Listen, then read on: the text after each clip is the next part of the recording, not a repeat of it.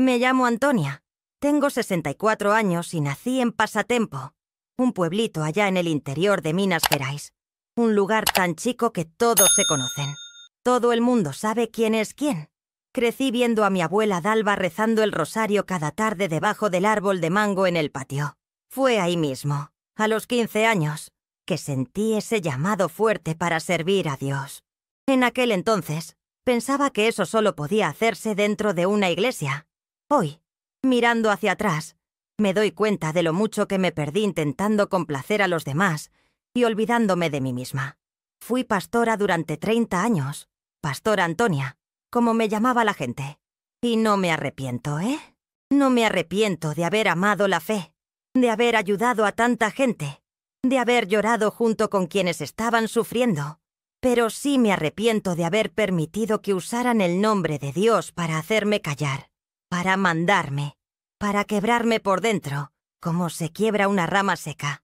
En todos esos años, ¿cuántas veces me tragué el llanto? ¿Cuántas veces sonreí con el corazón hecho pedazos? ¿Cuántas veces acepté explicaciones que no tenían sentido, solo porque venían de alguien que estaba en un cargo más alto que el mío?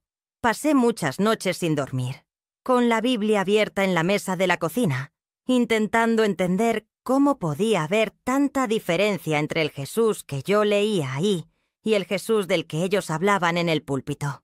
Uno decía, «Venid a mí», y el otro decía, «Aléjate si no sigues todas estas reglas». Era como vivir en dos lugares al mismo tiempo. ¿Saben? Por un lado, aquel sentimiento fuerte que tuve cuando era niña debajo del árbol de mango de mi abuela Dalva, de que yo había nacido para hablar de amor y de esperanza a las personas. Del otro lado, tenía la iglesia con sus reglas, sus jefes, su manera de hacer que la gente se callara. Al principio pensé que era solo cuestión de acostumbrarme, que así era, que todo era por la obra de Dios. Ellos decían, hay que hacer sacrificios. Repetían cuando alguien preguntaba algo y nosotros creíamos. Yo creí por demasiado tiempo. ¿Saben? Recuerdo un día que fui a visitar a doña Geralda allá en Passatempo. Ella había perdido a su hijo de 17 años en un accidente de moto. Llegué a su casa con la Biblia debajo del brazo y un montón de frases bonitas que aprendí en el curso de pastora. Pero cuando ella abrió la puerta con esos ojos rojos de quien no dormía hacía días, todas las frases bonitas se me borraron de la cabeza. Me senté a su lado, tomé su mano y lloramos juntas por casi una hora, sin decir nada, sin leer versículos, sin decir que Dios tenía un plan. Solo dos madres compartiendo el dolor, porque aunque no tenía hijos de sangre, yo era madre de corazón de mucha gente. Cuando regresé a la iglesia ese día, el pastor presidente me llamó a su oficina. «Hermana Antonia, me enteré de que pasó horas en la casa de doña Geralda y no habló de la palabra. ¿Cómo va a encontrar consuelo si no escucha las enseñanzas?» Fue la primera vez que respondí sin bajar la cabeza. A veces, pastor, estar presente es más importante que predicar. No le gustó en absoluto. Fue ahí donde comenzó el fin de mi vida en esa iglesia. Mucha gente me pregunta hasta el día de hoy, «Pero, hermana Antonia, ¿dejó de creer en Dios?» Y yo respondo con el corazón abierto. «No, mi hija. Lo que dejé fue la estructura. Dejé el abuso. Dejé el sistema que usan la Biblia como si fuera una esposas para expulsar a las personas. Mi fe en Dios es más fuerte de lo que jamás ha sido, pero ahora reside dentro de mí. No depende de un púlpito, ni de un puesto importante, ni de que la gente me mire mal por la ropa que llevo o por mi cabello. Durante muchos años no podía ponerme pantalones. ¿Puedes creerlo? Como si Dios, que creó un cielo lleno de estrellas y un mar tan inmenso, se fuera a enfadar por un trozo de tela cubriendo mis piernas. Como si mi salvación dependiera del largo de mi falda o de la cantidad de maquillaje en mi rostro. No me fui de la iglesia por rebeldía, como muchos andan diciendo. Me fui por amor a la verdad. Porque me harté de ver gente lastimada en nombre de Dios. Me cansé de ver familias destrozadas porque alguien decidió que la separación era pecado, que no había perdón, pero que un marido golpeara a su esposa era la cruz que la hermana debía soportar. Me harté de ver a los jóvenes marcharse, no porque no amaran a Dios, sino porque no soportaban ver que se decía una cosa y se hacía otra. Uno de ellos, Mateus de Pasatempo, me dijo una vez: «Pastora, amo a Jesús, pero no aguanto más esta iglesia». En ese momento le dije que se mantuviera firme, que Dios cambiaría las cosas. Hoy le diría: «Vete, hijo mío, ve a encontrar a Dios allá afuera». También fue difícil reconstruirme después de irme. Tuve que remover cielo y tierra para encontrar de nuevo a aquella niña de Pasatempo que hablaba con Dios mirando al cielo abierto. Pero lo logré. Y hoy, con mis 64 años a cuestas, puedo decir con toda certeza que estoy en paz. Una paz que no proviene de cultos ruidosos, sino de un silencio sincero, de libertad, de saber que Dios me ama tal como soy y no como querían que fuera. Tardé, pero entendí que la fe verdadera no es una prisión, sino liberación. No es miedo, sino confianza. No es peso, sino alivio. Si estás escuchando esto y sientes que esta historia podría ser la tuya, no tengas miedo de mirarte en el espejo y decir: «Basta, basta de vivir para los demás. Basta de sufrir en silencio creyendo que eso es fe». Dios no quiere verte destruido. Él quiere tu vida, tu alegría, tu verdad. Hoy camino despacio, hablo más suavemente, pero dentro de mí hay una fuerza que nunca conocí allí en el altar, y proviene del lugar más hermoso que existe: mi libertad. Permítanme contarles cómo fue que las cosas comenzaron a cambiar. Tenía 32 años y llevaba unos 7 años como pastor auxiliar en la iglesia de Pasatempo, cuando me enviaron a una iglesia más grande en Divinópolis. Era un honor, todos decían. Tendría más responsabilidad, más gente a la que cuidar. Recuerdo el día en que preparé mis maletas. No era mucho, solo algo de ropa, algunos libros y la Biblia que me regaló mi abuela Dalva. Llegué a Divinópolis llena de sueños, pensando que podría hacer un buen trabajo, ayudar a más gente. En el primer día, el pastor responsable, el pastor Jerónimo, me llamó a su oficina para explicarme cómo funcionaban las cosas allí. «Hermana Antonia, aquí seguimos la doctrina al pie de la letra, sin atajos ni facilidades. El camino es estrecho», asentí con la cabeza. En aquel entonces todavía creía que cuantas más reglas, más santos éramos. Las cosas empezaron a ponerse raras en la primera reunión de liderazgo. Había un problema con una familia de la iglesia. El marido tras haber perdido su empleo, se encontraba en un estado de embriaguez. Su esposa estaba sumamente angustiada, teniendo a su cargo el cuidado de 3 niños pequeños. Propuse que la congregación religiosa brindara apoyo mediante una canasta básica mensual, hasta que él consiguiera un nuevo puesto de trabajo. El pastor Jerónimo me miró con una expresión de asombro, como si hubiera proferido una herejía. «Hermana Antonia, no podemos fomentar el pecado. Si está bebiendo, es porque se ha alejado de la senda de Dios. Una vez que se arrepienta y regrese al camino correcto, entonces consideraremos brindarle ayuda». Salí de aquella reunión con una sensación de opresión en el pecho. No dejaba de pensar en los niños que padecían hambre mientras nosotros debatíamos si su padre merecía o no recibir apoyo. Sin embargo, reprimí mis sentimientos. Pensé que tal vez yo estaba equivocada, que era demasiado indulgente y que necesitaba ser más firme en mi fe. Con el tiempo, fui observando cada vez más situaciones que me inquietaban profundamente. La joven del coro que fue expulsada por quedar embarazada fuera del matrimonio, el muchacho al que se le prohibió tocar en la banda por usar un arete, la hermana a la que se le impidió dar su testimonio porque se había separado de su esposo, quien la maltrataba. Todo era considerado pecado, todo era visto como un error que merecía castigo. Había días en que regresaba a casa y lloraba en silencio. Abría la Biblia y leía sobre Jesús, quien compartía la mesa con los pecadores. Defendía a aquellos que todos condenaban. Tocaba a los leprosos. Conversaba con la mujer samaritana en el pozo. Y no lograba comprender cómo nos habíamos alejado tanto de aquel Jesús. Un día, ocurrió algo que lo cambió todo. Era domingo por la mañana. El templo estaba lleno de feligreses, cuando entró una joven que nunca antes había asistido.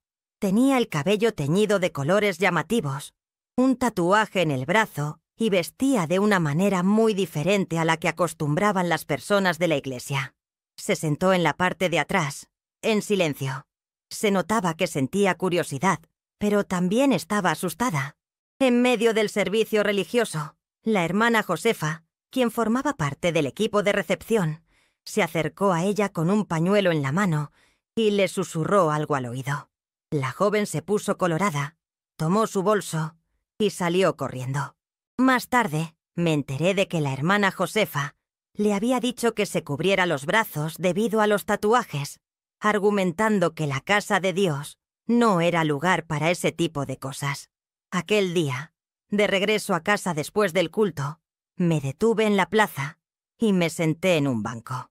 Levanté la vista al cielo y pregunté en voz alta: «Dios, ¿es esto realmente lo que quieres? Alejar a las personas, hacerlas sentir sucias, equivocadas, indignas». Fue la primera vez que permití que la duda entrara en mi corazón de verdad. Y una vez que la duda se instala, ya no es posible fingir que todo está bien. Pasé 10 años en esa iglesia en Divinópolis. 10 años intentando cambiar las cosas desde adentro, tratando de demostrar que era posible ser fiel a la palabra sin lastimar a las personas.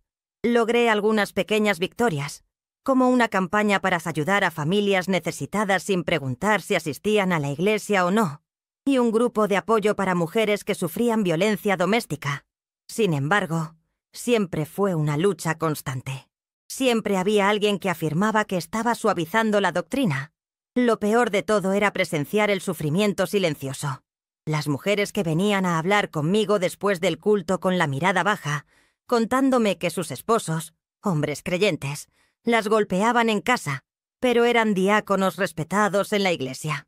Los jóvenes que me buscaban desesperados porque habían descubierto que eran homosexuales y pensaban que Dios los odiaba ahora. Las parejas que no podían tener hijos y escuchaban que era un castigo por algún pecado oculto. ¡Cuánta angustia innecesaria! Dios mío, cuánta culpa impuesta sobre personas que solo necesitaban un abrazo. Cuando cumplí 50 años, me trasladaron a una iglesia pequeña en Itapecerica, cerca de Divinópolis. Dijeron que era porque necesitaban.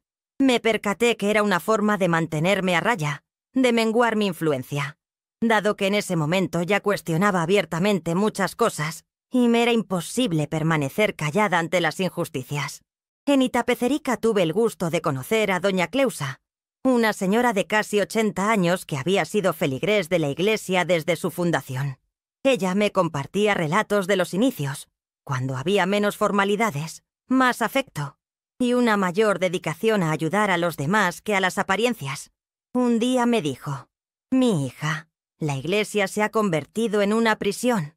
Y lo peor de todo, una prisión que nosotros mismos edificamos para luego deshacernos de la llave». Sus palabras resonaron en mi mente durante semanas. Prisión.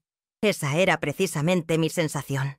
Atrapada en un sistema que proclamaba hablar en nombre del amor, pero que en realidad practicaba la exclusión, que predicaba el perdón, pero nunca perdonaba de corazón, que hablaba de la gracia, pero solo ofrecía exigencias. Fue en Itapecerica donde conocí al grupo de estudio bíblico dirigido por la profesora Marisa. Ella era una historiadora jubilada que reunía a personas de diversas iglesias para analizar la Biblia, considerando el contexto histórico, la cultura de la época y el significado original de las palabras. Fue como si una luz se encendiera en la oscuridad. Tantas cosas que utilizábamos para juzgar a los demás tenían un significado totalmente diferente en el contexto en el que fueron escritas. Recuerdo regresar a casa después del primer estudio y llorar toda la noche. Lloré de tristeza por el tiempo desperdiciado en interpretaciones erróneas. Lloré de alivio al comprender finalmente que Dios no era ese ser iracundo, siempre dispuesto a castigar, que nos habían presentado. Lloré de temor por lo que sucedería cuando comenzara a expresar estas ideas en la iglesia. Y ocurrió exactamente lo que temía. Cuando empecé a incorporar algunas de estas comprensiones en mis sermones, se desató la confusión. Me tildaron de hereje, de engañadora, de falsa profetisa. El pastor regional vino personalmente a darme una advertencia. Decían que estaba contaminada con ideas mundanas. Todo porque sugerí que tal vez debíamos comprender mejor lo que Pablo quiso decir cuando se refirió a las mujeres en la iglesia, o que la homosexualidad que la Biblia condena no es la misma que entendemos hoy en día. Fue un periodo de gran soledad. Muchas personas que consideraba amigas se distanciaron. Recibí cartas anónimas con versículos sacados de contexto, asegurando que iría al infierno. Incluso recibí una amenaza de muerte en una ocasión. Imagínense amenazar con matar a alguien en nombre de Dios, que es amor. Pero también encontré aliados donde menos lo esperaba. Personas que se acercaban en voz baja después del culto y me decían: «Tiene razón, pastora. Siempre he pensado lo mismo, pero tenía miedo de decirlo». Jóvenes que volvieron a frecuentar la iglesia porque finalmente sentían que podían ser escuchados sin ser juzgados. Individuos que habían abandonado la fe años atrás debido al legalismo y que ahora vislumbraban una luz de esperanza. Fue en ese tiempo cuando empecé a plasmar en un cuaderno todo lo que realmente pensaba, todo lo que no podía expresar desde el púlpito. Era mi forma de mantener la cordura, de recordar quién era en realidad debajo de esa pastora correcta que aún intentaba ser. Ese cuaderno se convirtió en mi refugio, mi confesión silenciosa. Poco imaginaba que años después se transformaría en este libro que ahora tienen en sus manos. La gota que derramó el vaso fue cuando el hijo de la hermana Josiane intentó quitarse la vida. El joven tenía 16 años y lo habían descubierto con una revista para adultos en su mochila. El pastor lo hizo pasar al frente de la iglesia, lo obligó a confesar su pecado ante todos y le dijo que necesitaba ser liberado. Una semana más tarde, el chico ingirió una gran cantidad de medicamentos. Afortunadamente, no logró quitarse la vida, pero terminó en el hospital. Al visitarlo en el hospital, observé en sus ojos una profunda tristeza que me destrozó el corazón. «Pastora», me dijo con una voz débil, «si Dios me odia tanto, ¿por qué no me dejó morir?» Ese día, de regreso del hospital, tomé una determinación. Ya no podía ser parte de un sistema que llevaba a un niño a desear la muerte. Ya no podía permanecer en silencio. Ya no podía ser cómplice. El domingo siguiente, subí al púlpito y en lugar de predicar el sermón programado, narré la historia del joven sin mencionar su nombre. Por supuesto, hablé del daño que estábamos causando en nombre de Dios. Expliqué que Jesús no vino a condenar, sino a salvar. Cité versículo tras versículo, demostrando cómo habíamos transformado un mensaje de amor en un instrumento de castigo. En medio del sermón, el anciano Antenor se levantó y exclamó: «Esto es una herejía. Esta mujer no puede seguir predicando aquí». Algunas personas comenzaron a aplaudirlo, mientras que otras lloraban. Se generó un gran alboroto. Bajé del púlpito, tomé mi bolso y mi Biblia y salí de la iglesia sin mirar atrás. Todo había terminado. 30 años de ministerio concluidos un domingo por la mañana. Pero, curiosamente, mientras caminaba por la calle con el sol en mi rostro, no sentí tristeza. Sentí como si un gran peso se hubiera quitado de mis hombros, como si, por primera vez en décadas, pudiera respirar profundamente. Así fue como salí de la prisión. Y así fue como, a los 60 años, comencé a reaprender lo que es la verdadera fe. Después de salir de la iglesia ese domingo, regresé a casa y me senté en el balcón mirando al vacío. Mi mente era un torbellino. 30 años. 30 años de vida dedicados a ese ministerio, a esa denominación. ¿Y ahora qué sería de mí? Con 60 años, sin otra profesión, sin esposo ni hijos, sin un plan de jubilación decente, ya que en nuestra iglesia los pastores no tenían contrato ni nada por el estilo. Recibíamos una ofrenda ministerial, como la llamaban, y eso era todo. Esa noche no pude conciliar el sueño. Estuve caminando por la casa, tomando las fotos enmarcadas de la pared, yo en el púlpito, yo bautizando gente en el río, yo con los niños de la escuela dominical. Una vida entera dedicada a algo que ahora parecía haberse derrumbado. Y lo peor no era la incertidumbre del futuro, sino la duda. ¿Había desperdiciado 30 años? ¿Había valido la pena todo aquello? Al día siguiente, muy temprano, sonó el timbre. Era Josiane, la madre del joven que había intentado quitarse la vida. Pensé que venía a condenarme, a insultarme por haber expuesto la historia de su hijo, aunque no había mencionado su nombre. Pero cuando abrí la puerta, me abrazó con fuerza, llorando tanto que empapó todo mi hombro. «Antonia», me dijo, llamándome por mi nombre, no por Pastora. «Vine a agradecerte. Mi hijo vio el video de tu sermón que alguien publicó en Facebook. Lloró todo el tiempo, pero al final me miró y me dijo, «Mamá, ¿entonces Dios no me odia?». Era la primera vez en semanas que veía un brillo en sus ojos. Nos sentamos en la cocina, tomamos un café, y ella me contó que también estaba pensando en dejar la iglesia, que no soportaba más ver el sufrimiento de su hijo, que se sentía culpable por haber permitido que le hicieran eso. «Pero tengo miedo», me confesó. «Tengo miedo de irme y descubrir he malgastado mi vida entera aferrándome a creencias equivocadas». La miré fijamente y pronuncié palabras que ni siquiera sabía que residían en mi interior. «Josiane, si algo he aprendido, es que Dios es infinitamente más grande que cualquier templo.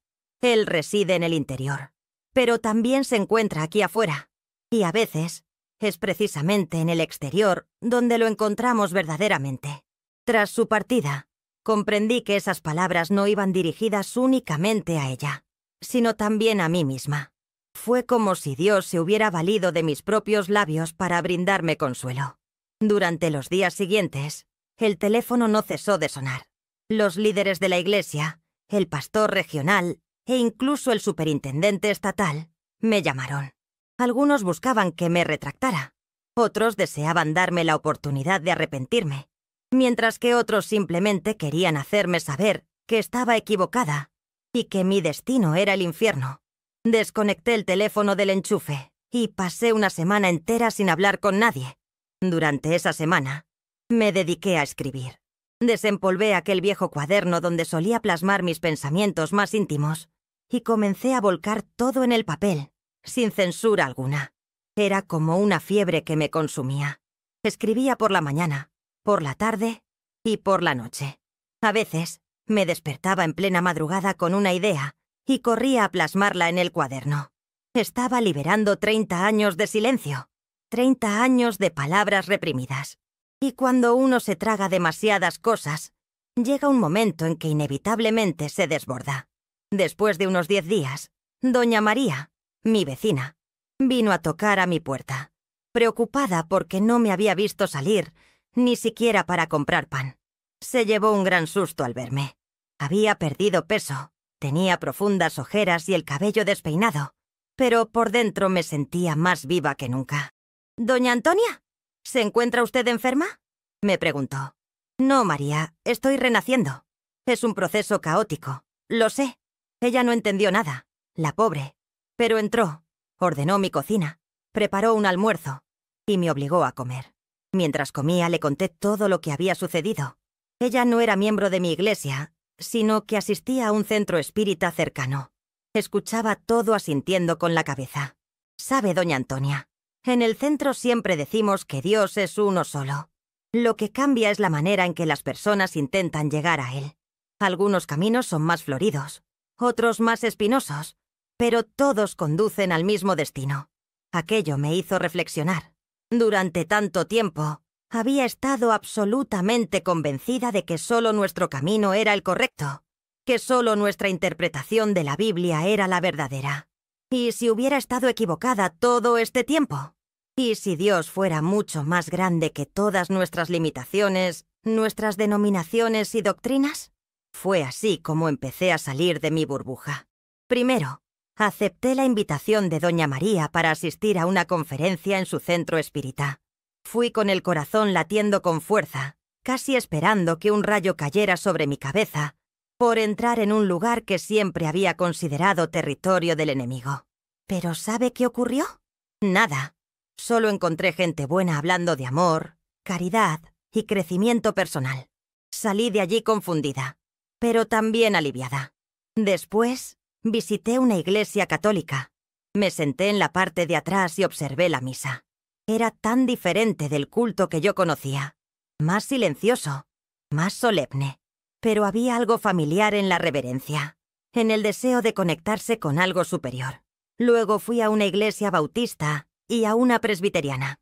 Incluso asistí a un culto musulmán al que me invitó una exalumna.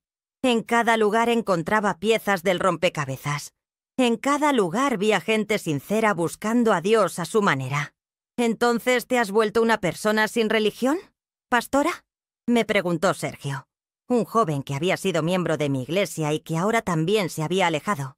Y yo le respondí: en realidad, Sergio, supongo que ahora poseo todas las religiones y ninguna a la vez. Apenas unas semanas después de mi partida de la iglesia, recibí una comunicación formal por parte de la denominación. Habían convocado una sesión extraordinaria del consejo y resolvieron revocar mi acreditación como pastora. En el documento se exponía que me había apartado de la doctrina, que propagaba herejías y que, por lo tanto, ya no podía ostentar el título de pastora, ni ejercer función ministerial alguna relacionada con la iglesia. Resulta curioso, pero no me afectó en lo más mínimo. Aquel pedazo de papel era incapaz de arrebatarme la conexión genuina que mantenía con Dios. No podía borrar los años que dediqué a auxiliar a personas, a celebrar bautizos y matrimonios, a compartir instantes de fe auténtica. La designación nunca fue lo primordial, pero sí había algo que me inquietaba profundamente: el silencio. No mi silencio. Ese ya lo había roto cuando me situé en aquel altar por última vez. Era el silencio de aquellos que permanecían dentro, sufriendo en silencio. Las mujeres que eran maltratadas por sus maridos y a quienes se les decía que esa era su cruz. Los jóvenes que se autolesionaban en secreto porque no lograban vencer la tentación. Las parejas que aparentaban un matrimonio perfecto, mientras se destruían mutuamente a puerta cerrada, todos ellos mantenidos como rehenes por el miedo y la vergüenza. Un día, me encontraba en el supermercado cuando me topé con Débora, una joven que asistía a mi iglesia. Ella desvió la mirada, simulando no haberme visto. Me acerqué a ella. «Débora, ¿todo bien? ¿Cómo estás?» Ella miró a su alrededor con nerviosismo. «Pastora, o sea, doña Antonia, disculpe, pero no puedo hablar con usted. El pastor dijo que usted está desviada y que quien mantenga contacto con usted puede ser considerado del mundo también». Aquello dolió, no por el rechazo en sí, sino por observar el temor en sus ojos. El mismo temor que yo había albergado durante tantos años. «Está bien, Débora, entiendo, pero debes saber que si algún día necesitas conversar, mi puerta siempre estará abierta». Ella asintió levemente con la cabeza y se marchó rápidamente, como si yo padeciera alguna enfermedad contagiosa. Fue entonces cuando decidí que no podía permanecer callada. Mi silencio no sería de ayuda para nadie. Si ya lo había perdido todo: posición, respeto, amistades, sustento. Al menos podía utilizar esa libertad para decir la verdad, para ser la voz de aquellos que aún no podían hablar. Comencé a organizar los escritos de mi cuaderno. No se trataba únicamente de un desahogo personal, sino del testimonio de décadas de un sistema religioso que, con frecuencia, se alejaba del amor que decía representar. Escribí sobre los casos de abuso que fueron silenciados, sobre pastores que se enriquecían mientras los fieles pasaban necesidad, sobre la manipulación emocional durante los cultos, sobre cómo utilizaban versículos para controlar comportamientos. Pero también escribí sobre la belleza de la fe verdadera que encontré en personas sencillas dentro de la iglesia, sobre los momentos de comunión genuina, sobre cómo, a pesar de todo, veía la mano de Dios actuando incluso en aquellos ambientes que no eran perfectos. Cuando terminé, tenía más de 200 páginas escritas a mano. No sabía qué hacer con todo aquello. Fue entonces cuando Teresa entró en mi vida. Ella era periodista y había acudido a entrevistarme para un periódico local que se había enterado de la historia de la pastora rebelde que lo había abandonado todo. Después de la entrevista formal, nos quedamos conversando durante horas. Le hablé de mis escritos, de las historias que había registrado. «¿Puedo leerlos?», preguntó con los ojos brillantes. Le entregué el cuaderno con cierta confusión. Era como entregar una parte de mi alma. 2 días después, me llamó. «Antonia, esto tiene que convertirse en un libro. Es demasiado importante como para que se quede guardado. Y así comenzó una colaboración que cambiaría mi vida. Teresa me ayudó a organizar los escritos que había realizado y a transformar mis desahogos en... Sentí una mezcla abrumadora de emociones al tener en mis manos la copia física de mis vivencias plasmadas en un libro. Confesiones de una pastora en libertad. Así se titulaba. Y al sostenerlo, las lágrimas brotaron como si fuese una niña pequeña. Ahí estaba, en letras negras sobre papel blanco. Todo aquello que había guardado celosamente durante décadas. Mi silencio, que había sido mi compañero constante, ahora resonaba con fuerza en cada una de sus páginas. La presentación del libro se llevó a cabo un sábado por la tarde, en una librería modesta ubicada en el corazón de la ciudad. Anticipaba una asistencia escasa, quizás algunos curiosos, pero al llegar al lugar, me quedé boquiabierta. Una fila inmensa serpenteaba alrededor de la manzana. Personas de mi antigua iglesia, rostros completamente desconocidos, jóvenes llenos de esperanza. E incluso una señora de unos 70 años, a quien jamás había visto, se acercó a mí con el libro en sus manos.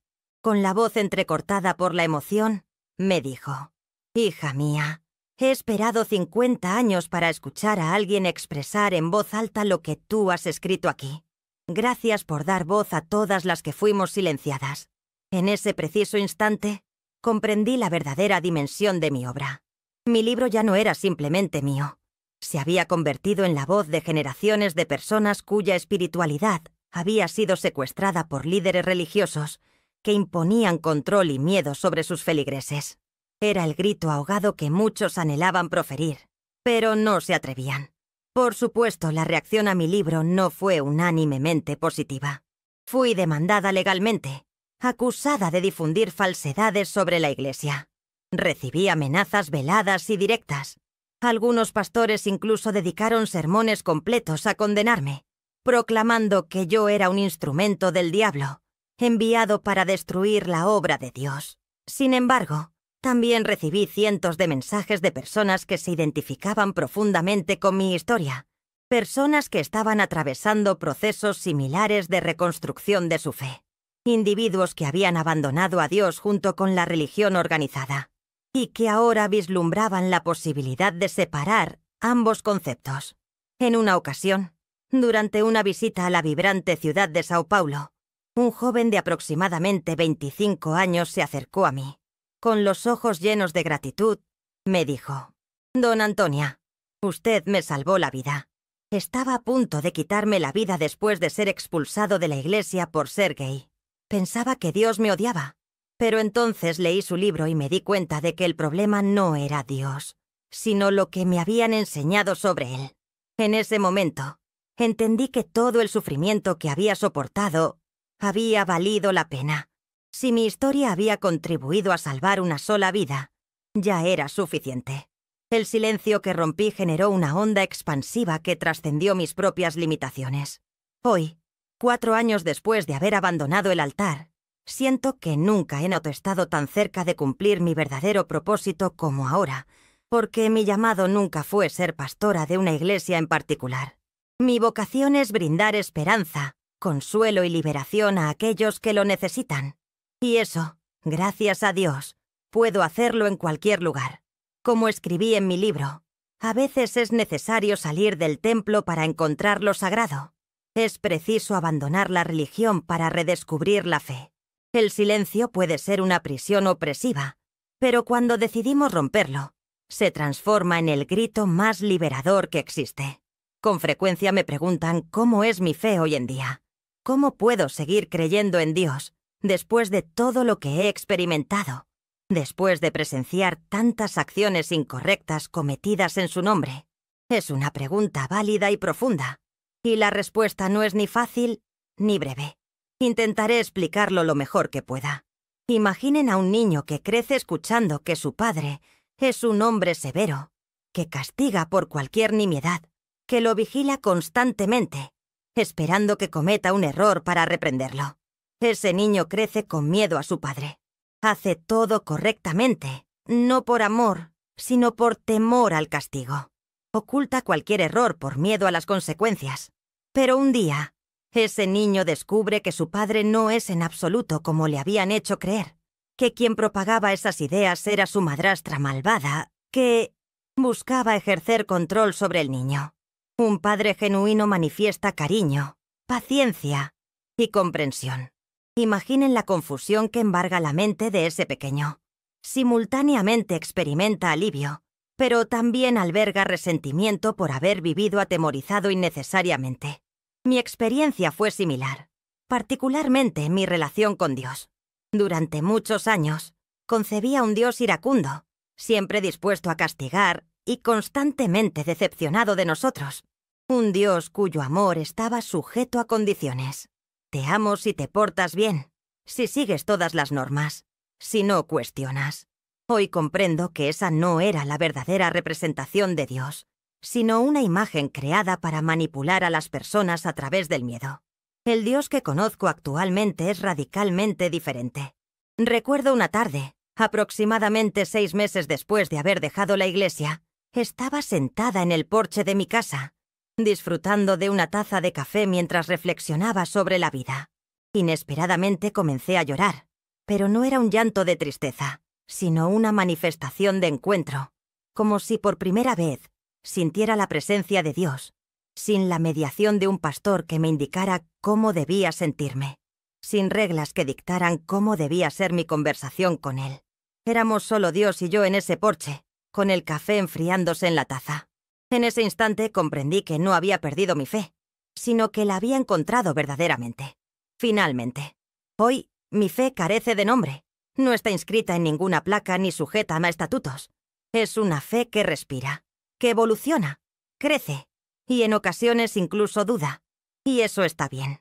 Dejé de creer en un Dios limitado que se ajusta perfectamente a las explicaciones humanas. Ahora creo en un Dios tan inmenso que ninguna religión puede contenerlo por completo. Es como intentar verter todo el océano en una pequeña botella de agua. Al principio, fue aterrador. Nos acostumbramos a las certezas, a las respuestas preestablecidas. Esto se permite, esto no se permite, esto es correcto, esto es incorrecto. Es como depender de muletas. No es lo ideal, pero brinda seguridad. Cuando te quitan las muletas, te sientes perdido y temeroso de caer. Pero ¿saben qué sucede cuando sueltas las muletas? Aprendes a caminar por tu cuenta. Aprendes a confiar en tus propias piernas. Al principio avanzas lentamente. Quizás tropieces algunas veces, pero pronto caminas con una libertad que nunca antes habías experimentado.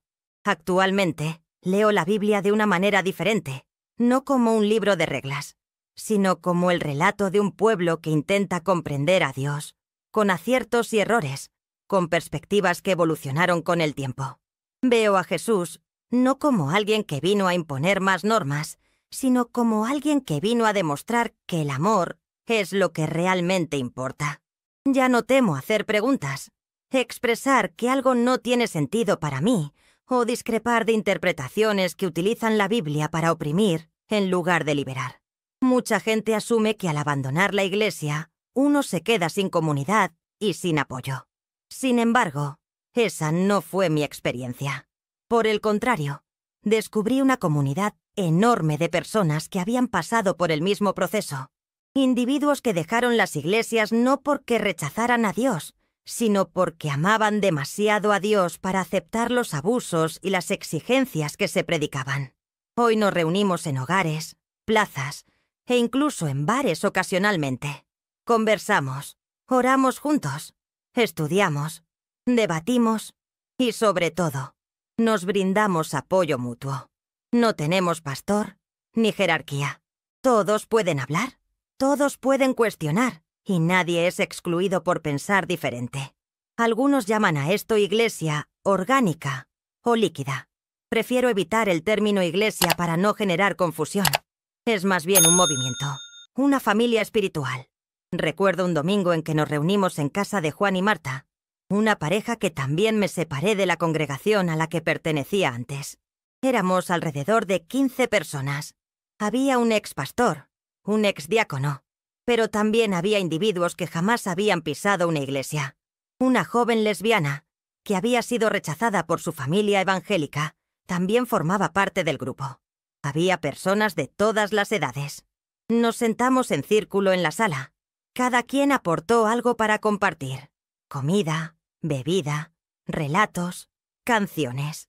Discutimos un pasaje del Evangelio, la parábola del hijo pródigo. Cada uno expresó lo que significaba para su vida, sin juicios, sin respuestas buenas o malas. Al final, Carlos, quien había sido anciano de la iglesia durante 2 décadas y ahora trabajaba como taxista, dijo algo que se me quedó grabado para siempre. Mencionó que ese día había comprendido ese fragmento de la Biblia de una manera totalmente nueva. No se trataba únicamente de un hijo que regresa arrepentido, sino de un padre que nunca condicionó su amor. El hijo regresó esperando ser tratado como un empleado, aceptando un lugar inferior debido a sus errores. Sin embargo, el padre no lo permitió. Lo restauró por completo, sin exigir nada a cambio. Mientras hablaba, observé lágrimas en los ojos de varias personas, porque muchos de nosotros también hemos regresado a Dios de manera similar, esperando migajas después de lo que considerábamos un extravío, y nos encontramos con un Dios que, como aquel padre, no guarda registro de las faltas, no exige penitencia, no menosprecia a nadie. En estos últimos años, he aprendido que Dios es mucho más grande que cualquier estructura religiosa, que se manifiesta en todos los lugares y en cada lugar, en el abrazo sincero de un amigo, en el perdón que logramos otorgar después de un gran dolor, en la belleza de un atardecer, en la mirada de alguien a quien la gente rechaza, pero que irradia una luz especial. Una vez, en la terminal de autobuses de Belo Horizonte, vi a un hombre en situación de calle auxiliando a una anciana con su equipaje. Ella intentó darle dinero al final, pero él lo rechazó. «Usted ya me ha dado algo mucho mejor», le respondió. «Me ha dado la oportunidad de ser útil, de ayudar a alguien». En ese instante, percibí más de Dios allí que en muchos servicios religiosos llenos de alabanzas. No estoy afirmando que la iglesia organizada sea inherentemente mala. Hay muchas iglesias que realizan una labor admirable, ayudando a las personas, siendo un refugio seguro. El problema no radica en la iglesia como concepto, sino cuando se transforma en un sistema de control en lugar de un espacio de amor. Cada persona tiene su propio camino. Algunos encuentran a Dios dentro de las estructuras religiosas tradicionales, y eso es maravilloso. Otros, como yo, necesitamos salir para respirar, para reconectar con lo divino sin intermediarios. No hay una manera correcta o incorrecta. Existe lo que funciona para cada uno en un momento determinado de su vida.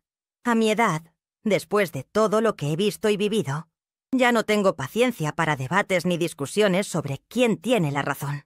Lo único que me importa es, ¿este camino te impulsa a amar más? ¿Te hace sentir más amor por los demás? ¿Te brinda paz? Si es así, entonces es un buen camino. No importa el nombre que le des. Como el mismo Jesús dijo, por los frutos se conoce el árbol. Si tu camino espiritual produce frutos de amor, alegría, paz, paciencia, bondad, fidelidad y mansedumbre, entonces proviene de Dios. Una de las cosas más liberadoras que he descubierto es que puedo hablar con Dios a mi manera. No necesito emplear un lenguaje elaborado ni repetir «Señor» en cada frase. Puedo ser yo misma, con mis dudas, mis errores, mi lenguaje sencillo de mujer de provincia. Hay días en que todavía extraño el púlpito de la comunidad, la sensación de propósito que me brindaba el ministerio. Pero entonces recuerdo el precio que pagaba, el temor a ser juzgada, la presión de tener que poseer todas las respuestas, me hacen confirmar que tomé la decisión correcta. Actualmente, mi labor no se identifica con un nombre o estructura formal. Se compone de conversaciones transparentes, de prestar atención con empatía, de ofrecer apoyo en momentos de dificultad. Se trata de un ministerio de presencia, más que de predicación. De preguntas, en lugar de soluciones preestablecidas. Un Dios que trasciende los límites convencionales puede ser intimidante en ocasiones, pero es auténtico, está vivo y, sobre todo, es libre, tal como fuimos creados para ser. Cuando uno decide alejarse de una iglesia después de una larga trayectoria, no es simplemente una puerta la que se cierra, sino un mundo entero que queda atrás. Amistades que se desvanecen, personas que evitan el contacto, lugares que ya no se pueden frecuentar sin sentir un nudo en la garganta, costumbres que repentinamente dejan de formar parte de la vida cotidiana. En los primeros meses tras mi partida, experimenté esto intensamente. El vacío de los domingos por la mañana, la sensación extraña de no asistir a los ensayos del coro los martes, la ausencia de las reuniones de mujeres los jueves. Era como si el mapa de mi existencia hubiera sido borrado de golpe, obligándome a trazar uno nuevo, sin tener claridad sobre dónde comenzar. Lo más difícil era la soledad, porque, seamos honestos, cuando se es pastora, la vida social se desarrolla principalmente dentro de la iglesia, especialmente en una ciudad pequeña como Itapecerica. Todas mis relaciones, mi día a día, estaban vinculadas a la iglesia de alguna manera. Y al ser considerada una desviada, la mayoría de esas personas desaparecen. Recuerdo una noche, aproximadamente 3 meses después de mi salida, me invadió una desesperación tan profunda que incluso llegué a dudar de mi decisión. Estaba sola en casa. Era domingo por la noche y la lluvia caía torrencialmente. En el pasado, esa habría sido una noche de servicio religioso. Estaría rodeada de personas, ocupada, sintiendo que tenía un propósito. Pero esa noche solo éramos la lluvia y yo, sumidas en una soledad aparentemente interminable. Llamé a mi hermana Conceizao, que vive en Belo Horizonte. Ella nunca fue muy religiosa, siempre pensó que yo era demasiado fanática. Cuando le conté que me había ido, se alegró. «Por fin abriste los ojos, Antonia». Sin embargo, esa noche en particular, no comprendió del todo lo que estaba sintiendo. ¿Pero no era esto lo que querías? ¿Salir de ese lugar que te limitaba? Ahora solo tienes que disfrutar de la libertad. Intenté explicarle que no era tan sencillo, que me sentía como un pájaro que había pasado toda su vida en una jaula y de repente se encuentra libre. La libertad es maravillosa, es lo que siempre anheló, pero también genera temor, te deja perdido. Fue en esa época cuando empecé a asistir a un grupo de terapia comunitaria en el centro de salud. No tenía ninguna connotación religiosa, era simplemente un espacio para compartir nuestros problemas, nuestras angustias y brindarnos apoyo mutuo.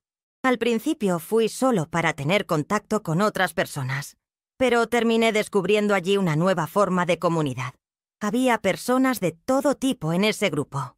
Doña Sebastiana, que cuidaba sola a su nieto con parálisis cerebral. Don José, que había perdido a su esposa a causa del cáncer después de 50 años de matrimonio. Patricia, madre soltera de 3 hijos que trabajaba en 2 empleos. Ricardo, un joven que luchaba contra la adicción a las drogas. Historias difíciles, personas cargando pesadas cargas. La primera vez que hablé en el grupo, conté un poco de mi historia. No toda, solo lo básico. Que había sido pastora durante 30 años y ahora intentaba rehacer mi existencia y mi fe fuera del ámbito eclesiástico. Acepto que me invadió el temor ante el posible escrutinio ajeno. En incontables ocasiones había escuchado en la iglesia que el mundo exterior era un lugar hostil, que la gente ajena a la congregación no lograría comprenderme. Pero, ¿saben cuál fue la respuesta que encontré? Acogida, respeto genuino. Nadie intentó inducirme a cambiar mis creencias. Nadie me recriminó mis decisiones. Simplemente me brindaron su escucha atenta y, posteriormente, compartieron sus propias vivencias de quiebres, pérdidas y nuevos comienzos. Doña Sebastiana, una venerable señora de casi 80 años, con escasa instrucción en la lectura, me transmitió una reflexión que jamás he podido olvidar. «Mi niña», me dijo, «Dios es como el agua. No importa la forma del recipiente, el agua se adapta a ella. Lo primordial es saciar la sed». Aquel grupo se transformó en mi primera comunidad fuera del entorno religioso. Un espacio seguro donde podía ser simplemente Antonia. No la pastora Antonia, ni la hermana Antonia, solamente Antonia. Donde mi valía personal no dependía de mi posición jerárquica, ni de mi aparente nivel de espiritualidad. Fue también en ese grupo donde conocí a Clever, un profesor jubilado que había experimentado una situación similar a la mía. Él había sido presbítero en una iglesia durante más de 2 décadas, hasta que fue apartado de su cargo por comenzar a cuestionar ciertas prácticas establecidas.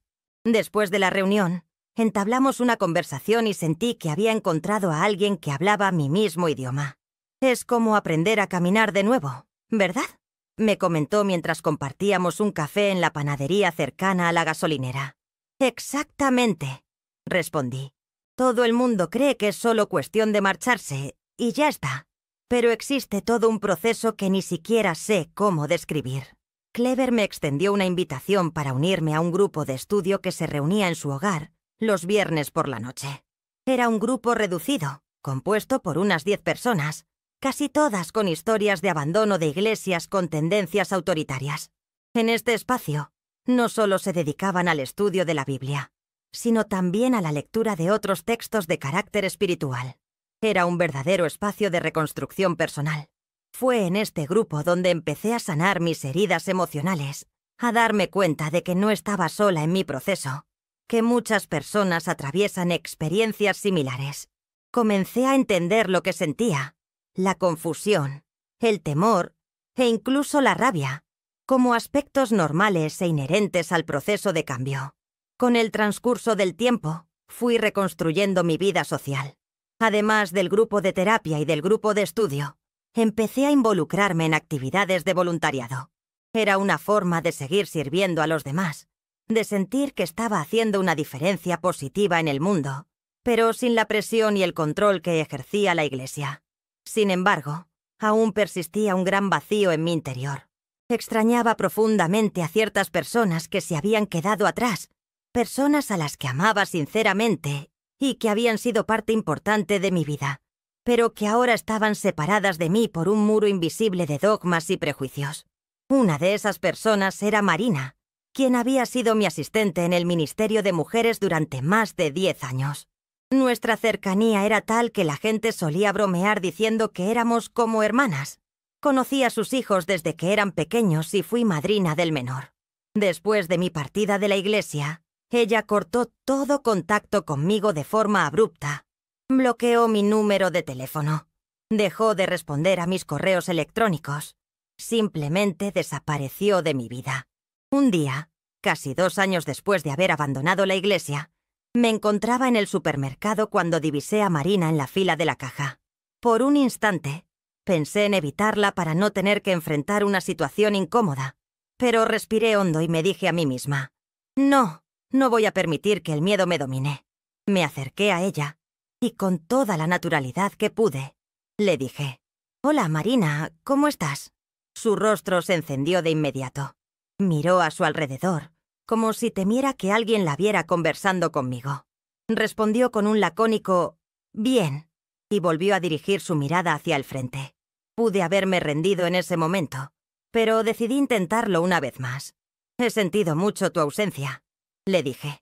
«Si algún día quieres tomar un café y conversar, la puerta siempre estará disponible para ti». Ella no contestó nada, solamente movió la cabeza de un lado a otro. Pagué lo que debía y me marché con una gran tristeza. 3 semanas después, un sábado por la tarde, tocaron el timbre de mi casa. Al abrir la puerta, era ella, Marina, ahí parada con los ojos enrojecidos de tanto llorar. «¿Puedo pasar?», me preguntó con una voz apenas audible. Preparamos café y nos sentamos en la sala. Durante varios minutos, ninguna de las dos dijo nada. Entonces ella comenzó a hablar. «Mi hijo menor, Gustavo, tu ahijado, le confesó a su papá y a mí que es homosexual. Mi esposo lo echó de la casa. Me dijo que prefería tener un hijo muerto que un hijo gay». Se detuvo, casi sin poder respirar por el llanto. Tomé su mano y la dejé llorar todo lo que necesitara. «El pastor dice que debemos practicar el amor duro, que no podemos aceptarlo de vuelta a menos que se arrepienta y cambie. Pero Gustavo es mi hijo, mi niño. ¿Cómo puedo darle la espalda a mi propio hijo?» «No puedes», le respondí con sencillez. «Y Dios nunca te pediría algo así». Hablamos durante horas. Le conté sobre mi propio camino, las cosas que había aprendido, los versículos que habían sido sacados de contexto y utilizados para condenar. Pero, sobre todo, le hablé del amor incondicional de Dios, que es el modelo para nuestro amor como padres. Jesús nunca rechazó a nadie, le dije. Al contrario, siempre acogió a aquellos que eran rechazados por los religiosos de su época. Al final de la tarde, Marina parecía otra persona. Algo había cambiado en su interior. No todas sus dudas habían desaparecido, ni las creencias de toda una vida, pero una semilla había sido sembrada. «Voy a buscar a mi hijo de vuelta», me dijo antes de irse. «No sé qué va a pasar con mi matrimonio, con mi lugar en la iglesia, pero sé que no puedo abandonar a mi hijo». 2 semanas después, Marina regresó con Gustavo. Estaba delgado, demacrado, con esa mirada de alguien que ha perdido la confianza en el mundo. Pero estaba vivo, estaba a salvo, estaba con su madre. Marina no renunció a su fe, ni yo se lo pedí. Encontró otra iglesia más comprensiva, donde ella y su hijo son aceptados tal como son. Su esposo terminó pidiéndole el divorcio, eligiendo la doctrina por encima de su familia. Fue una época difícil para ella, pero hoy veo a una Marina más fuerte, más auténtica, más parecida a Cristo que cuando seguía todas las reglas sin cuestionar. Esta reconexión con Marina abrió el camino para otras. Poco a poco, algunas personas de mi antigua vida comenzaron a buscarme, casi siempre en momentos de crisis, cuando las respuestas fáciles de la iglesia ya no eran suficientes. Una pareja que no podía tener hijos y estaba siendo culpada por falta de fe. Un diácono que descubrió que el pastor estaba robando dinero de las ofrendas. Una joven que intentó suicidarse después de años de sufrir abuso y ser silenciada. Me di cuenta de que, sin quererlo, me había convertido en una especie de puente.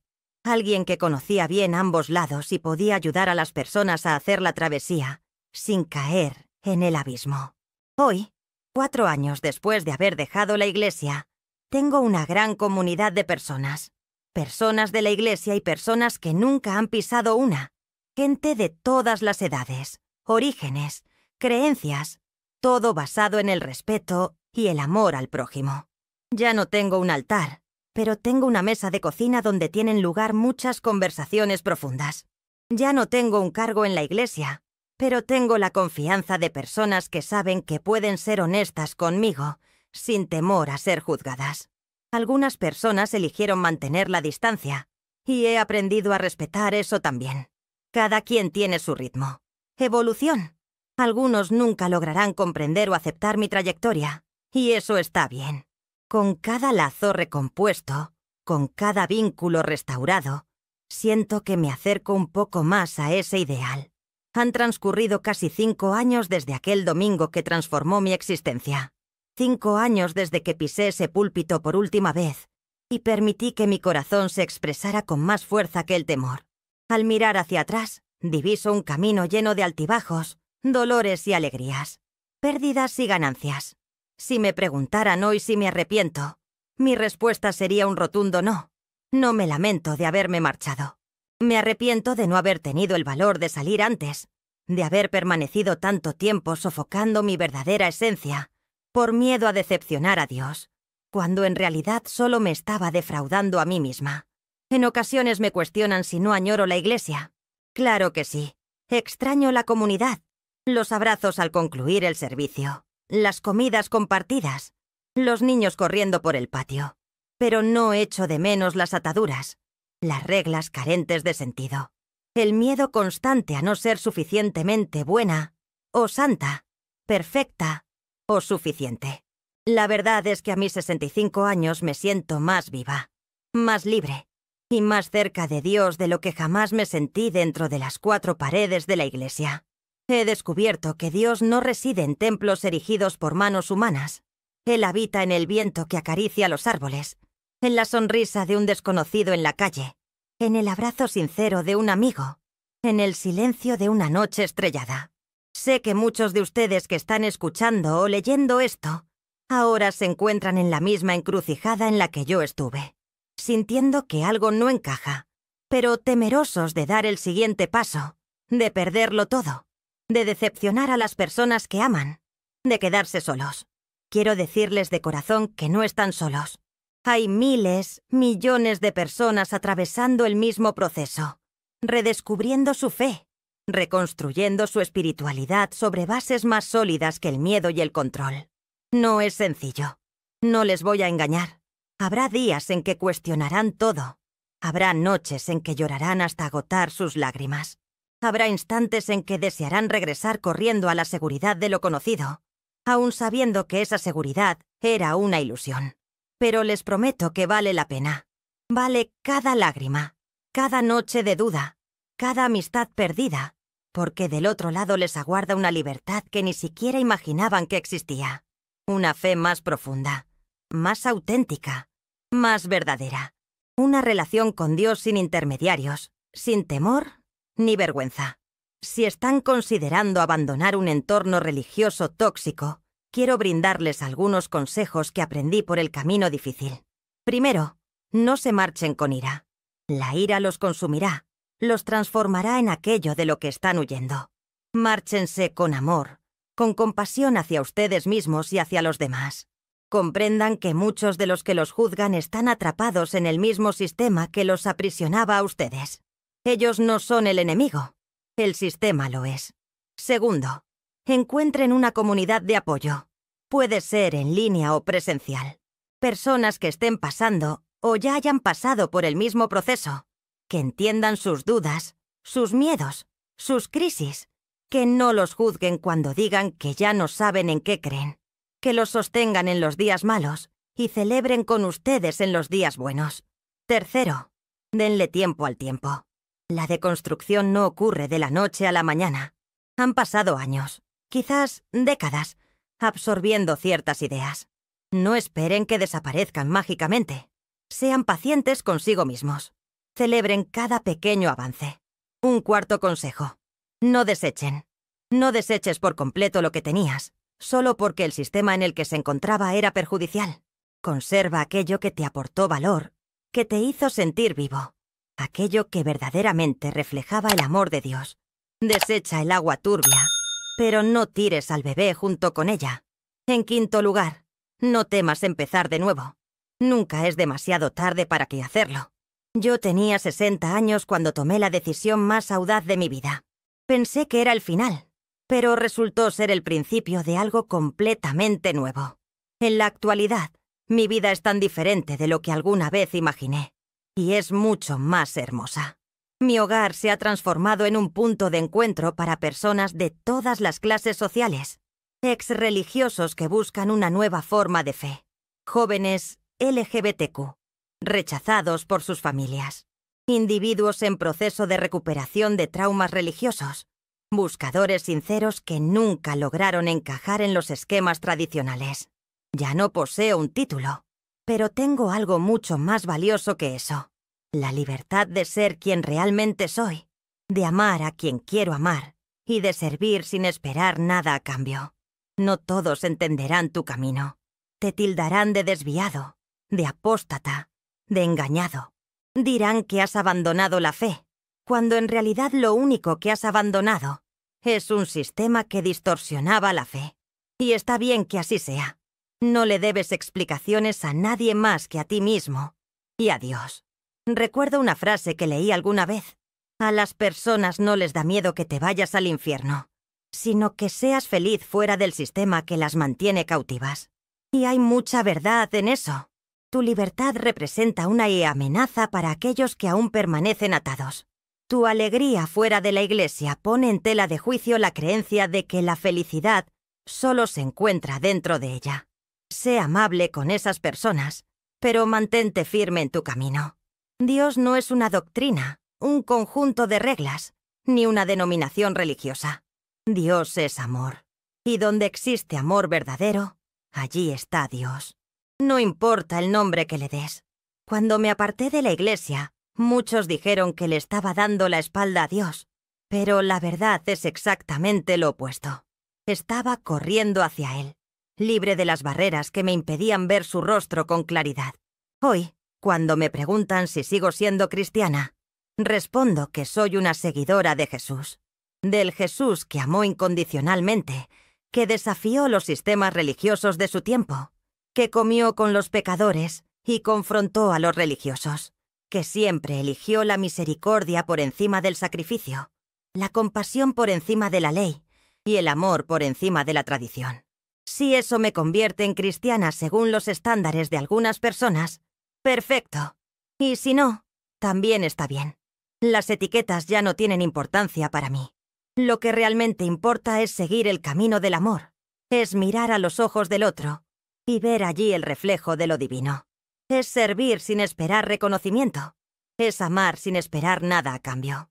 Concluyo esta conversación con una invitación. No temas a la libertad. No tengas miedo de cuestionar. No temas seguir tu corazón, incluso cuando todos te digan que estás equivocado. El camino menos transitado puede ser aterrador, pero es en él donde generalmente encontramos las mayores bellezas. Hace 5 años, subí al púlpito por última vez, pero en realidad fue solo el comienzo de mi verdadera predicación. Una predicación que no se manifiesta con palabras bonitas un domingo por la mañana, sino con la vida vivida en autenticidad todos los días. Y si hay algo que debe recordar de todo lo que he compartido aquí, que sea esto. El amor es más grande que el miedo. Siempre. La verdad, por más dolorosa que sea, libera. Siempre. Y Dios es mucho más grande que cualquier estructura. ¿Dónde buscaremos situarlo? Que logres hallar la valentía para mostrar tu verdadera esencia. Que consigas hallar serenidad más allá de cualquier credo. Que descubras fe que trascienda los preceptos. Que vivas un afecto sin ataduras y que al concluir tu camino puedas voltear la mirada y exclamar, tal como lo expreso ahora, cada avance valió la pena. Si esta narración te conmovió, suscríbete al canal de inmediato y escribe la palabra libertad en la sección de comentarios. Demostremos que existe un gran número de personas anhelando una fe sin imposiciones. Con afecto y optimismo, Antonia M.